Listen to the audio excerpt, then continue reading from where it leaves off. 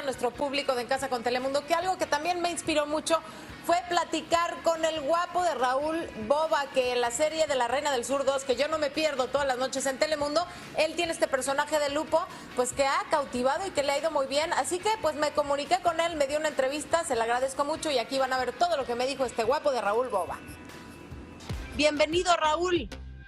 Con mucho gusto de saludarte y pues preguntarte cómo estás tú, dónde estás tú y cómo está tu familia. Estamos bien, estamos en Roma. Al principio había una sensación de shock. La mía decisión fue de arrolarme con Cruz Roja como voluntario temporáneo.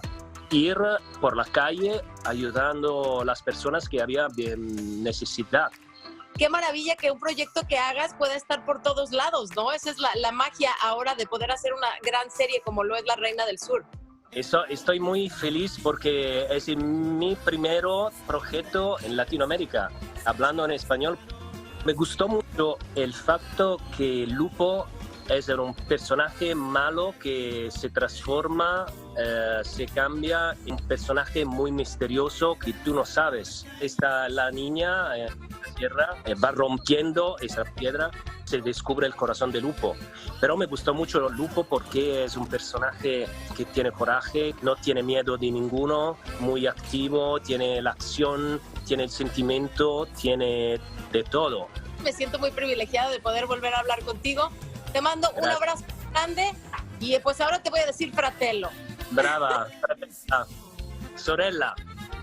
Gracias, gracias.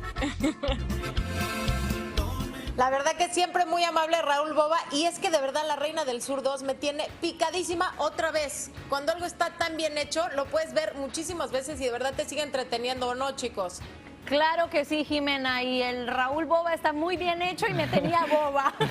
Telemundo, te tenemos el mejor plan. Celebridades, chefs, doctores, gente como tú y como yo, nos unimos para compartir buenas noticias. Te esperamos en el nuevo show En Casa con Telemundo.